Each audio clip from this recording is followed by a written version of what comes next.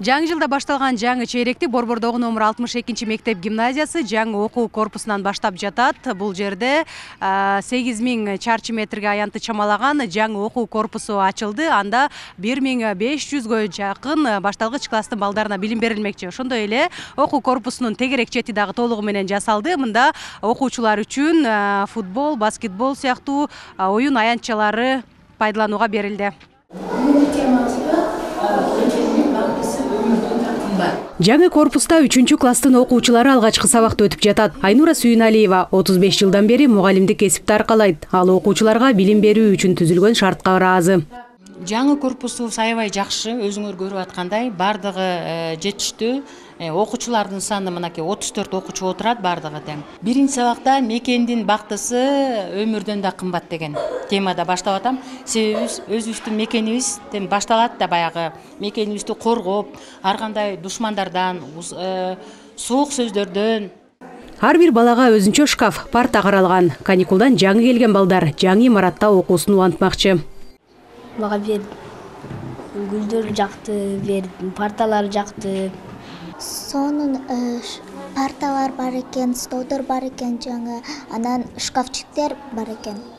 Такта специально болгон. А бизде мынакта азыр просто сразу жазганга болот. Анда тиякта, например, магнит менен коюп койсо болот.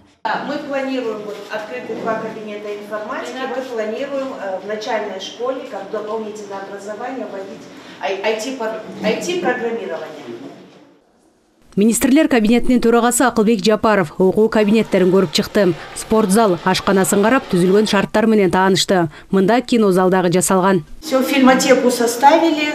Наши очень много скачали фильмов по произведениям Чингиза Айтматова.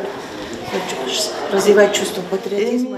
Жакшы школа кылып ачып берди. Биз өтө кубанычтабыз. Мен өтө кубанычтамын. Балага билим берүү, бала бир жакшы жерде, жакшы маанайда билим алса, ушул өмүр бою эсинде калат. Тоже 4 детей, все обучаются, 2 в старшей. Менин 4 балам ушул мектепте окуйт. Жаңы имаратты көрүп чыктым. Баары абдан сонун экен. Балдар үчүн бардык шарт түзүлүптүр. Абдан кубанычтамын. Балдарга билим берүү тиешелүү деңгээлде жүргүзүлөт деп ишенем. Имаратты оңдоого жана толук жабдууга бюджеттен 227,7 миллион сом сарпталган. Акылбек Жапаров мектеп балабакчылардын санын көбөйтүүгө аракет көрүлүп жатканын белгиледи. Анын ичинде мектепке чейинки билим берүүгө, көбүрөөк баланы камтууга аракет көрүлүп жатат. Жаңы корпуста мектепке чейинки даярдоого 80 бала кабыл алынат. Ал үчүн 3 окуу классы мына ушундай болуп жасалгаланган. Бул жерде балдарга керебеттер дагы орнотулган. Анткени балдар эртең мененки 7:30 баштап кечки 6га чейин ушул жакта убактысын өткөрүшөт. Бул аралыкта 4 маал ысык тамак берилип, мектепке чейинки даярдоо жүргүзүлөт. Бул имараттын тарыхына токтоло кетсем, буга чейин Ишеналы Арабаев атындагы Кыргыз мамлекеттик университетинин окуу корпусу болгон. Анын абалы менен президент былтыр 7-июлда таанышып чыккан. Имараттын бир бөлүгү максаттуу пайдаланылбагандыктан аны мэриянын балансына өткөрүп, капиталдык ремонт кылып, мектеп ачуу тапшырмасын берген эле.